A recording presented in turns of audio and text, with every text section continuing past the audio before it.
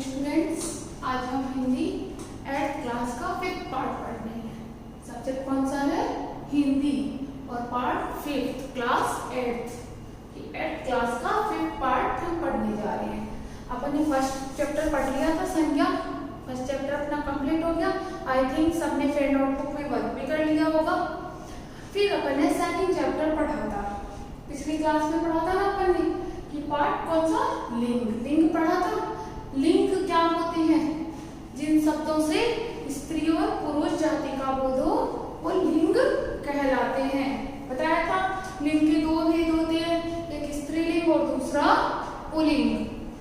अब स्त्रीलिंग जो है वो क्या है? जिसमें स्त्री जाति का बोध हो वो स्त्रीलिंग होता है, और जिसमें पुरुष जाति का बोध हो वो पुल्लिंग कहलाते हैं। जैसे स्त्रीलिंग लड़की, पुल्लिंग लड़का।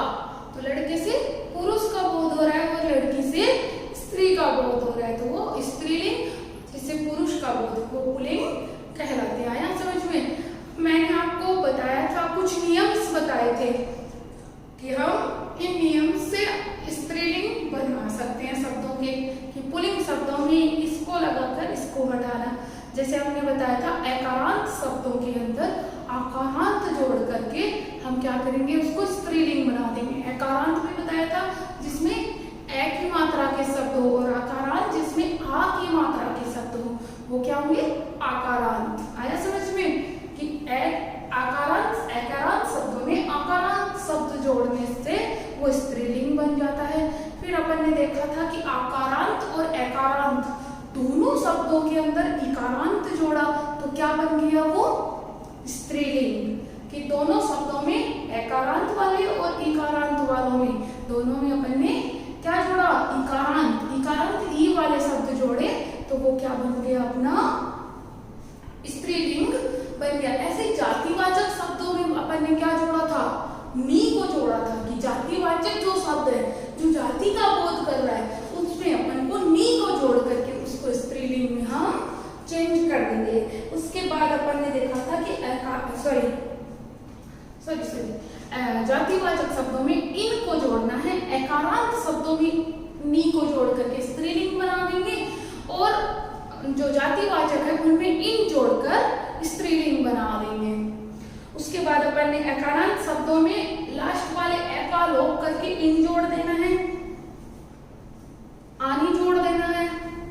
फिर एक के अंदर अपन को क्या है? आइन जोड़ना था जातिवाचक शब्दों में। जातिवाचक शब्द जो है उसमें क्या जोड़ना था? आइन जोड़ना था। फिर नेक्स्ट में आ के स्थान पर क्या करना था? इया जोड़ना था। आ के स्थान पर इया को जोड़कर स्त्रीलिंग बनाना था। और ऐसे ही अक के स्थान पर इका जोड़ देने से वो स्त्रीलिंग बन जाता। और ऐसे ही वान और मान दोनों शब्दों में वती या मती जोड़ करके हम स्त्रीलिंग बनाएंगे। फिर कुछ ऐसे शब्द थे जो हमेशा क्या होते हैं? चेंज नहीं होते हैं। देखने में वो अलग लगते हैं लेकिन वो वैसे के वैसे ही रहते हैं। जैसे कुछ जोड़े बने हुए होते हैं, जैसे माँ बाप, उसमें कुछ नहीं जोड़ना होता लेकिन वो फिर भी स्त्रीलिंग और पुल्लिंग का ही बोध कराते हैं। जैसे भाई बहन, तो वो दोनों क्या है? जोड़े में होते हैं और स्त्री और पुरुष के बोध करवाते हैं। आया समझ में? अब उसके बाद में थे कुछ ऐसे शब्द होते हैं वो नित्य ही, हमेशा ही, चाहे वो स्त्रीलिंग हो या पुल्लिंग हो, वो उसी में ही रहते हैं। जैसे अपने पहले अपन पुल्लिंग शब्द देखते हैं। पुल्लिंग शब्द बनाने के लिए उनको, जैसे उल्लू है, उल्लू चाहे स्त्रीलिंग हो या पुल्लिंग हो, अपन उसको क्या बोलते हैं? उल्लू ही बोलते हैं। बोलते हैं या नहीं? बोलते हैं ना। अब अपन को क्या करना है? स्त्रीलिंग होगा तो उसका कैसे पता चलेगा कि ये क्या है? बोलेंगे तो उल्लू को क्या उल्ली थोड़ा ना बोलते हैं? नहीं बोलते ना, उल्लू ही बोलते हैं। तो अब उस उल्लू का अपन स्त्रीलिंग बोलेंगे तो क्या बोलेंगे? जैसे उल्लू, अब इसको स्त्रीलिंग उल्ली बोलेंगे तो अच्छा नहीं लगेगा ना। आपने कभी उल्ली सुना है? नहीं होता ना। तो उसके आगे अपन क्या करते हैं? मादा जोड़ देते हैं। मादा उल्लू, उससे क्या होगा? वो स्त्रीलिंग का बोध करवा देंगे। कुछ शब्द ऐसे ही हैं जो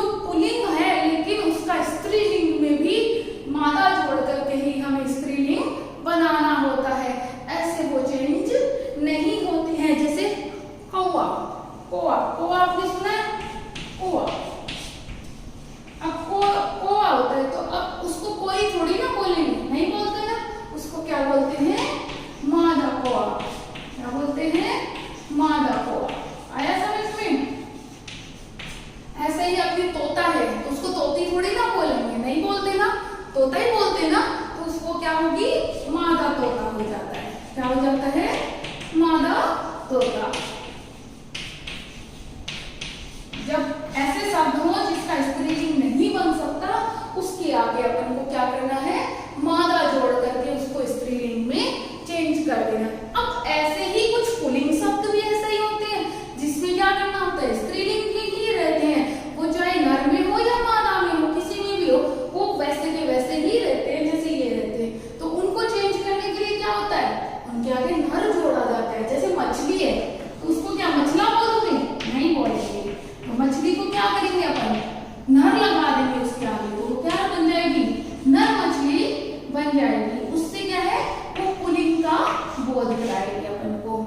आया समझ में या नहीं आया? ना पहले भी पढ़ा आपने।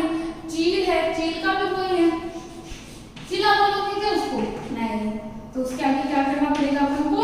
नर लगा करके चील बोलेंगे, तो वो पुल्लिंग शब्दों का बोध करा देंगे। आया समझ में? कुछ और शब्द बताऊं? मक्खी है, तितली है, मक्खी। अब मक्खी कैसी भी हो, चाहे वो नर हो या पुल्लिंग हो, कैसी भी,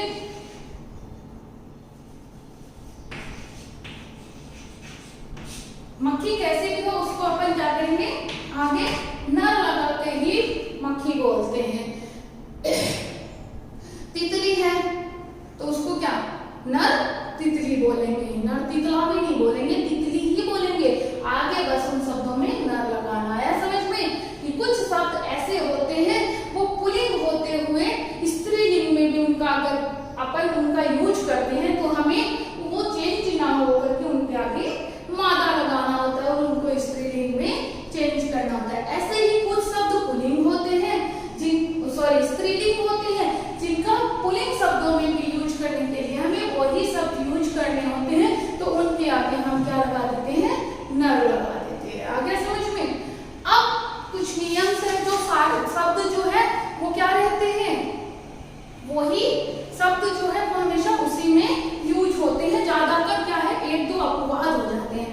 जैसे अपन पहले से मैंने राइट कर रखा है, मैं आपको समझा देती हूँ। ओके, राइट इसलिए किया है कि आप लोग यहाँ देखोगे तो आपके अच्छे से लर्न हो जाएगा, और बुक में देख करके आप इतने अच्छे से लर्न नहीं करोगे। आया समझ में? अब देखो आप अनाजों के नाम। अनाज कौन कौन से होते हैं?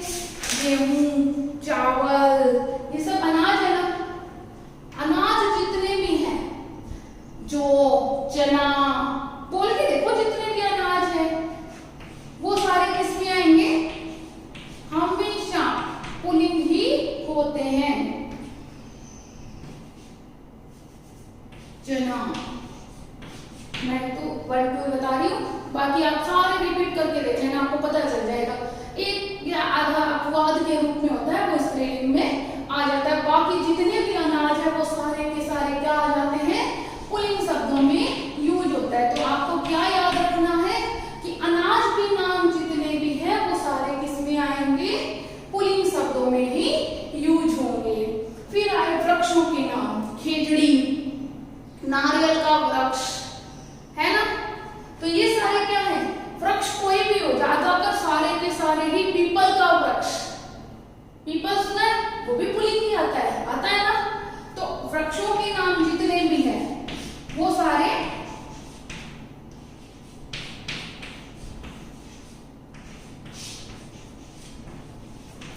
किसमें आएंगे? हमेशा पुल्लिंग शब्दों में आएंगे। अब आपको याद क्या करना है कि अनाजों के नाम सारे किसमें आएंगे? पुल्लिंग शब्द में आएंगे। वृक्षों के नाम सारे किसमें आएंगे? पुल्लिंग में आएंगे। पर्वतों के नाम सारे पुल्लिंग में आते हैं। हिमालय,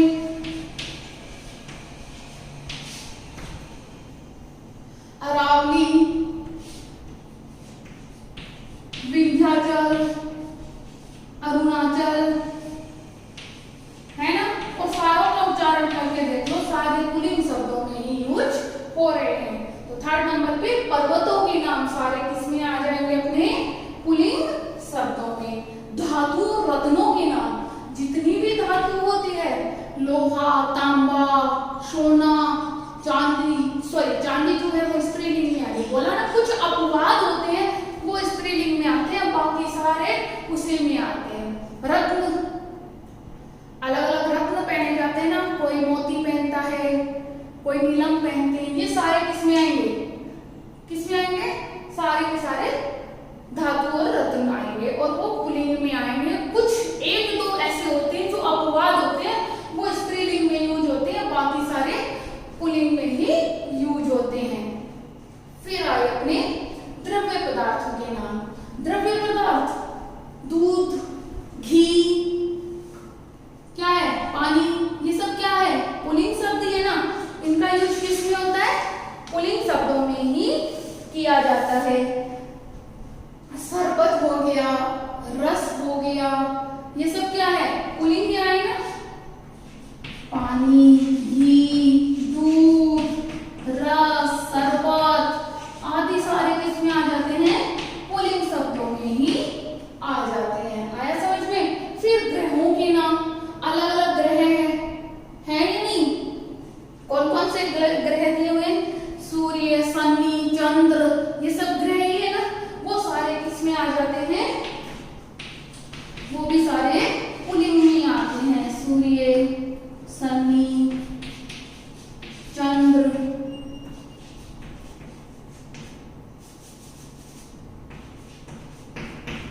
आदि सारे किसमें आएंगे, ग्रह, सूर्य, शनि, शुक्र, ये सब ग्रह है ना, और ये सारे के सारे किसमें आ जाते हैं, पुल्लिंग शब्दों में आ जाते हैं। महीनों के नाम, महीनों के नाम देख लो, सारे महीनों के नाम किसमें आते हैं, किसमें आते हैं, चैत्र, बैसाख, जेठ, साठ, सावन, आश्विन, ये सारे के सारे किसमें आएंगे, ये भी सारे के सारे पुल्लिंग शब्दों में आएंगे। अब आप इनको ध्यान से देखो, याद रखना आप लोगों को, तो आप लोगों के लिंग में कोई प्रॉब्लम नहीं आएगी। अनाजों के नाम, वृक्षों के नाम, पर्वतों के नाम, धातु और रत्नों के नाम, द्रव्य पदार्थों के, ग्रहों के और महीनों के, ये सारे के सारे पुल्लिंग शब्दों में ही आएंगे, अपवाद को छोड़ देना। फिर ऐसे ही कुछ शब्द हैं जो स्त्रीलिंग में ही यूज होते हैं, जैसे नदियां, नदियां कितनी भी हो, गंगा, यमुना, सरस्वती, गोदावरी, कोई भी नदी को ले लो, वो सारी किसमें आ जाती है, स्त्रीलिंग में ही बोली जाती है, उनका यूज कभी पुल्लिंग शब्दों में नहीं किया जाता। झीलों के नाम, अलग अलग झील है, वो सारी किसमें आती है, स्त्रीलिंग में ही आई जाती है। तिथियों के नाम, अलग अलग तिथि होती है ना, एकम, द्विजम, द्विम, तृतीया, चतुर्थ, पंचम, तो ये सारी क्या है तिथि, वो सब किसमें आ जाती है, स्त्रीलिंग में ही आती है। नक्षत्रों के नाम, अलग अलग नक्षत्र दिए, जैसे ये है, क्या है वो,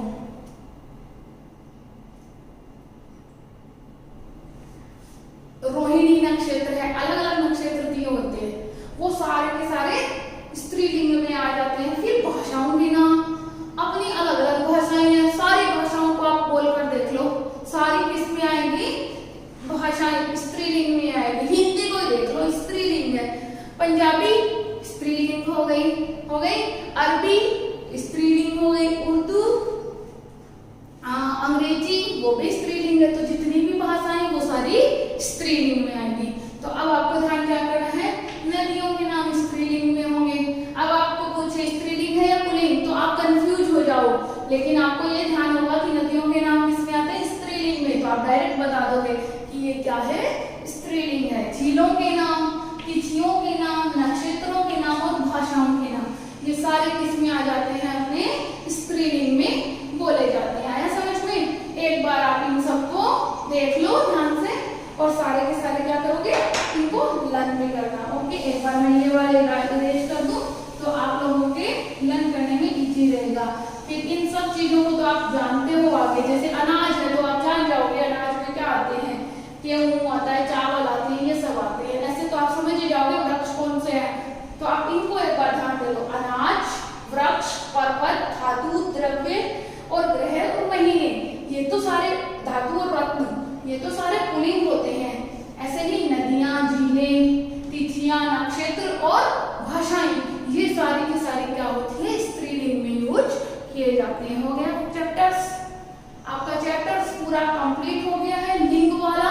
अब मैं नेक्स्ट क्लास जब लूंगी तो आपको इसके क्वेश्चन आंसर करवा दूंगी। उससे पहले आप पूरे चैप्टर को अच्छे से क्लियर करोगे, फिर से पढ़ोगे, लर्न करोगे और जितने क्वेश्चन आंसर आपको आते हैं आप उनको सॉल्व कर लेना।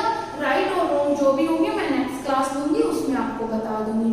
Okay students, thank you. For more updates, search on YouTube RP Dular Shikshan Sansthan. Please subscribe the channel and press bell icon.